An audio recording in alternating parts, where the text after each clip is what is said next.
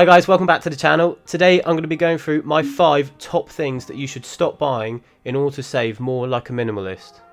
Before we get into the video, I'd really appreciate it if any of you lot just left the like button blue, and if you haven't already or you're completely new to the channel, sub down below and hit the bell notification so you don't miss out on any future content. And last of all, before we move on, let me know down in the comments if you like these types of videos or you've got any specific videos that I've done in the past that you quite enjoy. If you've got any questions related to investing or finance in general, just let me know down in the comments or you can DM me at my socials, they'll be in the description below as well. Now let's get into the video. So by the end of this video, I hope you'll have more of an understanding on how you can save money in certain ways, just to help you save more money or in general have more money around to be able to invest.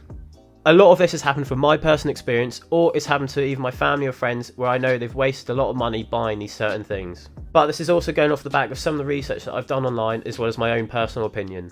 Please don't take any offence to anything that I'm going to say in this video, as majority of it is just for those people that really want to cut down on their savings. So a lot of these things are not necessarily a bad thing to purchase, it's just that when it comes to saving more money, these are the things that you definitely want to avoid purchasing. And so the first thing on the list is the lottery, or just in general buying lottery tickets and scratch cards. I know so many people that waste so much money just on buying scratch cards and lottery tickets on the daily. I've never bothered with a lottery. The only times I've ever done it is if someone's actually bought me a ticket in the past. But I've always just thought that the chances of winning are just slim to none. And any money that you'd spend on a lottery ticket, I feel it'd be so much better spent on actually investing it properly and not essentially gambling it. However, a lot of people compare gambling to investing as well, but that's another topic for another day. I just feel with the amount of people that actually buy lottery tickets, I feel as if it's not really that worth it. I've just read up on all these statistics on how you could essentially win, whether or not they're true or not, but things like you're more likely to get hit by a bus than winning. The whole system around the lottery just really puts me off from spending any money on it, as at the end of the day I feel as if the people behind the lottery are the only people that actually win, as you think the amount of money that they're getting through scratch cards and lottery tickets in compared to what they're paying out, just because the amount of people and what they spend on a lottery ticket just for this slight chance of winning. Not only is it a waste of money in my opinion, when people actually come to win the lottery, I've read up on people that have actually come to lose it not long after they've actually won it, just because they don't know ways to invest their money and make their money work for them once they've won this. The next thing on the list, which a lot of people spend a lot of money on every month, is subscriptions. I know loads of people that pay out for so many subscriptions. For example, they pay out for Netflix, Amazon Prime, they have Sky Movies. Like, do you need all three? I pay for Netflix and Spotify every month, but I think that is about it. There is so many websites out there that offer subscriptions, even YouTube for one. I feel as if this is something that can be easily avoided, and most of the time people are paying out for these subscriptions that they don't even know about. This is why I feel as if it's really important to track your monthly spending, and for you that have watched some of my previous videos, you'll know what this is used for. Although some subscriptions might be really cheap, it will start to add up over a period of time, and let's say you were still paying for a subscription about £10 a month that you didn't even know about or you just hardly use. Over the course of a year, that £10 is added up to £120, which could have been another £120 that you could have invested.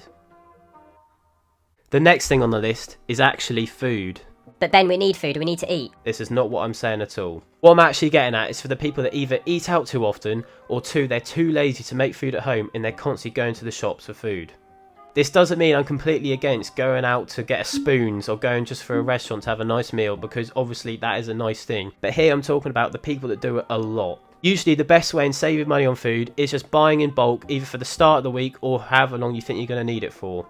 Let's say you go to your local store every day and you spend, I don't know, no more than £3, let's say. But if you're out and about every day and you're doing it every single day, that would equate to a huge amount if you looked at it on a monthly basis or even a yearly basis. Now, for you lot that know me, I work in retail, or more particularly... Now, for you lot that know me, you know that I work in retail, or more in particular, foods. And when you're hungry and you're on your break, it is so hard to discipline yourself to not spend anything while you're at work. It's how I see it, I'm there to earn money, and anything that I spend on there, especially on a break, I see as a cost to just earning money. And that is why, and especially during a long shift, I always bring food from home and bring a packed lunch. And just to physically stop or limit myself from spending any money on my breaks. But I know a lot of people on their lunches, they go and get like a meal deal from a supermarket. And let's say you work 5 days a week and you had a meal deal every lunch. At £3 then turns into 15 a week, or £60 a month, or then £720 a year, just because you couldn't make food at home. The next thing on the list, which is just in general bad addictions, which includes smoking, drinking and vaping. The cost of doing these three things are extortionate. For starters, all three of these things are heavily taxed, just so the purchase of these items are more expensive to try and stop people from actually buying them. I know it's very hard for a lot of people to completely quit, but just in general, it is something that really does drain your money. And I'm also not saying that you have to completely give up alcohol and never drink again. Drinking once in a while is fine. I'm more focused on the people that drink on the daily. I think I saw a post online where it said the price of a packet of cigarettes in comparison to what that amount of money could have bought in a whole weekly shop at a place like Aldi or Lidl. I just think it's insane what people pay out to smoke, vape or drink, and they could so easily save so much money if they didn't do it, but I do know it's more easily said than done. So if you can, try and avoid going down this path, as one, it is bad for your health, and two, financially it is not that great either. And last on the list, it's something I've mentioned in a previous video, but I really want to bring it up again as it is quite an important one, is buying luxury branded clothes. I used to be in this trap myself where I'd splash so much money just for something that has a name on it. I now focus on clothes that are non-branded, that still look okay, and I can get for under a quarter of the price most of the time. Most of the time, a lot of these big branded names can set the price at anything they want because they know the consumer loyalty that they have within their brands. For example, if you see a branded name on any of their products, whatever it is, you then instantly assume that it's a really quality piece of clothing. In some cases this can be true, but overall you can get exactly the same thing just at a lower price, just without the name. In my opinion, the only reason why people actually buy branded clothes in the first place is to look good and to show off. I saw this comment online where people that actually have branded clothes, people then know how much you've actually spent on that piece of clothing.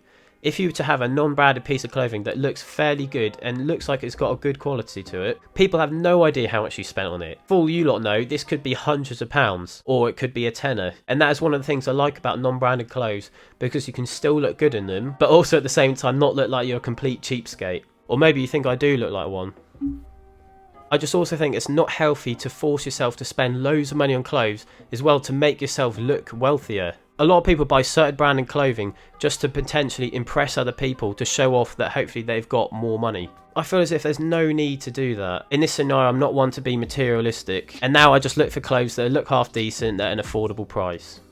And overall with clothes, I feel as if people are just wasting so much money on it, and that money could easily be better off being saved or put in other places.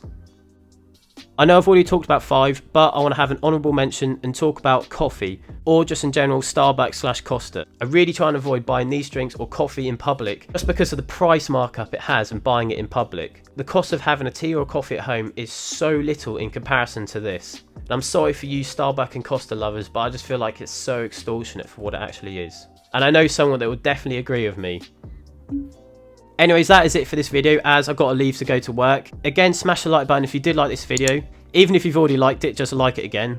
And again, sub down below and hit the notification bell, as I've got a lot of videos coming up in the future and you don't want to miss out on any of them.